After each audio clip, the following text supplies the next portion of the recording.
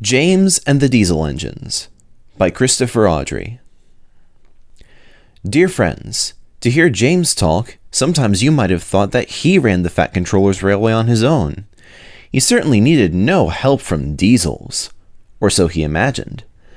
The other engines were more sensible and realized that diesels could help take some of the weight off their own couplings. But now the Fat Controller tells me that James has had a change of heart. These stories will tell you how it happened. The author. Old Stuck-Up. The Fat Controller preferred steam engines on his railway, but he found diesels useful because they could pull either coaches or trucks. "You're versatile," he would say to them. "Real mixed traffic engines." Boko and Bear were proud of this, but James was not impressed. He liked these two diesels, but he treated all others with deep suspicion. "Diesel is down to use coal and water," he would say darkly. "How can you trust an engine who isn't normal in his habits?" Visiting diesels sometimes boasted about how special they were. Usually, Boko and Bear had to spend the rest of the day soothing ruffled feelings. One day, a particularly haughty diesel came from the other railway. When the visitor found that he was to share the shed with steam engines, he stopped outside in disgust and refused to go any further. "Why on earth does your controller keep such out-of-date objects?" he growled rudely. "Dirty, smoky, slow things. Ugh!" He shuddered delicately.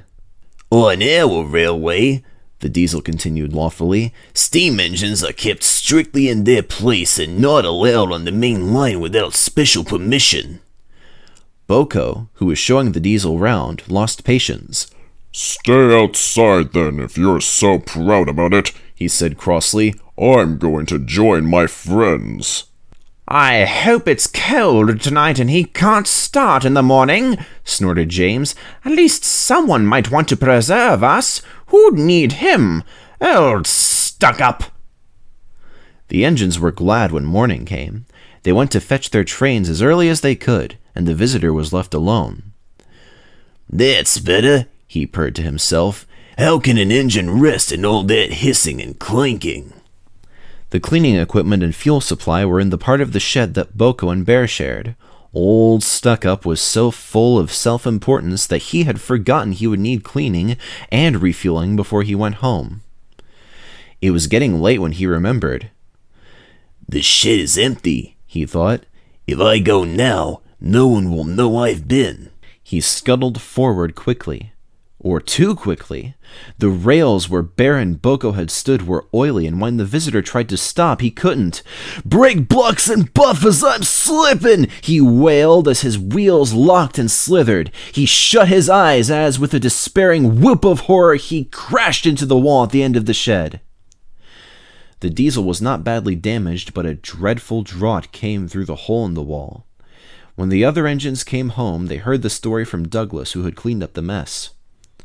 "Ho, ho, ho," chortled Henry. "Old Stuck-Up came unstuck, did he? I say, Boko, what is it the Fat Controller calls you?" "Versatile," chuckled Boko. "But that isn't what he called Stuck-Up. I couldn't hear all he said, but I didn't think it sounded very polite." Crossed lines. Most of the Fat Controller's engines accepted diesels. James had never liked them. "They're all right," said Henry. "Just mixed traffic engines like you and me." "Mixed up engines, you mean?" James grunted. "With windows at each end, how can they know if they're coming or going?" "Toby has two cabs," remarked Duck, "and he gets on all right." "Toby's just a little engine," scoffed James. "If an important engine like me didn't know which way to turn, what would the railway come to?" All the engines agreed that James was becoming much too puffed up in his smokebox. "Making out he's royalty or something?" grumbled Henry. "It's disgusting." "I knew an engine called King James," remarked Duck. "In the old days at Paddington, King James I he was, but he didn't swank around like that." "Ugh, dinna be telling James that," pleaded Donald. "It's even more of a misery he'll be making our lives." "Exactly," agreed Henry. But who's going to trim his wheels for him? The engines tried all sorts of ideas, but nothing worked. James grew so conceited that the others were glad when he was away. Even the coaches twittered anxiously to each other if they thought he was going to pull them. One day, James came to the shed fuming with rage. "Shunting!" he snorted. "Where are Donald and Douglas? They should be here for jobs like that." But the twins were helping on Edward's branch line, so James had to do the work himself. James's train had long trucks called well wagons. These have bogies at each end with a low section between them. They are used to carry cars, tractors, and other heavy machinery. The shunting should have been easy, but James was cross and bumped the trucks. "Oh, oh, oh, oh, oh!" they cried. Some of them slipped their brakes on to spite James. The weather was damp and misty too, so the shunting took a long time. At last, James had only 2 trucks to fetch before his train was ready. Because of the mist, the signalman sometimes found it hard to see what was happening. James's driver told him that James would whistle when they had collected all the trucks and were clear of the points. They had almost finished when suddenly James heard a sharp peep peep from another engine nearby. The signalman heard it too and thought James was saying he was ready. He pulled the lever, setting the points for the main line. But James wasn't ready. The points changed when one of the trucks was halfway over them. One bogie went the right way, but the other was diverted towards the main line. Before James realized it, the truck was traveling sideways between the 2 lines. A signal stood right in its path. "Stop!" squealed the truck, but it was too late. The signal toppled to the ground with a crash, just missing James. "That's torn it," said James's driver. "The Fat Controller won't like that." He didn't. He spoke severely about it because the signal was important and its loss was inconvenient. James knew the accident was not his fault, but he was unusually quiet in the shed that evening. The others were relieved. "I suppose it must be difficult to know which way to go when you've got 2 cabs," whispered a voice. "But to go 2 ways at once with only 1 cab, that really is something." James pretended he hadn't heard. Fire engine. Flying Scotsman and my brothers were all green, explained Gordon one night in the shed. "It was all very well in its way, but now I prefer my blue. It makes me different, you see, and that's very suitable for an important engine like me." "The engines on our old line used to be blue," remembered Donald, "but nae sae dark as we are. Dougie and I never were, though. We had to be black, sae blue makes a nice change."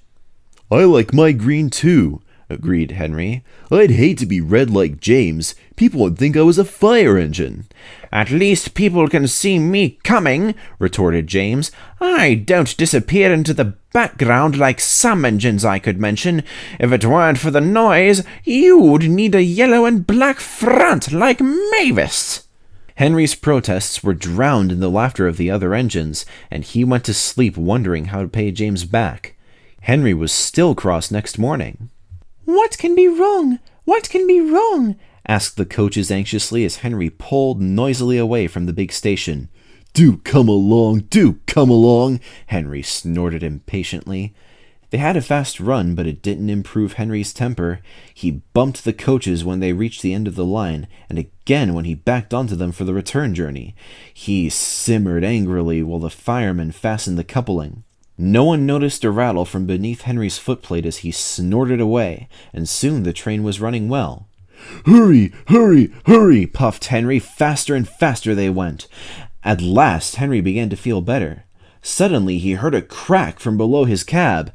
"Look out!" shouted the driver. He applied the brakes while the fireman scrambled forward to the footplate. He was just in time. Both men watched in horror as a widening gap opened between Henry and his tender. Henry stopped as soon as he could. The automatic brake halted his tender, and the train ran some way behind. "We must drop Henry's fire," said the driver urgently. "It will be dangerous to let him boil dry now that we can't get more water from the tender." The fireman agreed. "Sorry, old boy," he said to Henry. "Just when we'd got it going nicely, too. But if you hadn't banged about so much, you wouldn't have broken your tender coupling." While the fireman dealt with the fire, the driver went back to tell the signalman what had happened. When he returned, he found Henry completely hidden in a huge cloud of black smoke, which billowed out from beneath his cab. The fireman emerged, choking. Henry's fire set the sleepers alight, he spluttered. You stay here. I'm gonna go telephone the fire brigade. The driver eased Henry clear out of the blaze, and then Edward came to take his train. Henry felt most uncomfortable. Workmen made Henry a temporary coupling. They rejoined him to his tender, and then the driver and the fireman lit a new fire and drove him gently home. Edward, who had of course seen everything, told the others. They were careful what they talked about that night in the shed. As for Henry, he was touchy on the subject of fires for some time afterwards. But James was quick to notice that from then on, Henry stopped making rude remarks about the color of fire engines. Deep freeze. Winter had come, and for many days now held everything in its icy grip. The countryside was frozen hard, trees were white with frost, and icicles hung from bridges and water columns. Luckily, however, there was little snow. "Too cold for that, thank goodness," shivered James's driver, as he and the fireman huddled in the sheltered side of the cab. James had an open footplate, and every day his crew came to work muffled to the eyebrows in scarves and jerseys. Sometimes water columns froze too, and then the engines could not get the water they needed. But this never happened at the workstation, and one day when the frost seemed harder than ever, James's driver stopped him by the water column there. "We'll give you a good topping up while we can," he said. "There's no telling when we might get some more." James shivered as the icy water cascaded into his tender, but he knew his driver was right.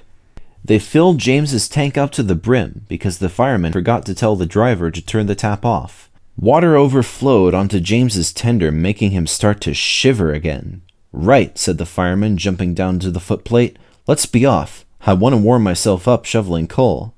"We can't go yet," laughed the driver. "They haven't finished loading the luggage van." "Well, I wish they'd hurry," grumbled the fireman, blowing on his hands. "I'm frozen from standing on that tender." All engines have a tap called an injector. It allows the driver or the fireman to transfer water from the tender to the boiler, and is very important. Without it, the water level in the boiler could become too low to make steam properly. They had not gone far before James felt thirsty. "I need a drink, please," he said to his driver. The driver switched on the injector, but nothing happened. The fireman tried his duplicate. Still nothing. "I've got such a pain," groaned James. "Your injector's failed," said his driver. "Blockage in the pipe most likely. We'll have to stop and deal with your fire. We can't go on without water." "Don't set the sleepers on fire," pleaded James. "Henry would never let me forget it." The fireman laughed. "You'll be all right if we just damp you down," he said. "There's no need to throw the fire out as Henry did." They stopped near a signal box, and James's driver asked the signalman to telephone for help. The works sent a diesel, whom James had never met, to help him. "Rescued by a diesel," he snorted disgustedly. "It's degrading! I won't go!" But he soon changed his mind, because now that his fire was down, his boiler was cooling, and he could feel the icy wind. The diesel was friendly. James was quiet at first, but by the time they reached the works, the diesel had won them over, and the two of them were chatting like old friends. At the works, James's fireman climbed onto the tender. He tried to open the filler cap, but he couldn't do it. "There's your answer, James," he said. "Your filler cap's frozen solid. That's because the water overflowed. Ice is stopping air from getting into the tank, so the injector can't work. You'll be all right when the ice melts." He was, and that wasn't all. Thanks to his new friend from the works, even James now admits that diesels can be useful engines too.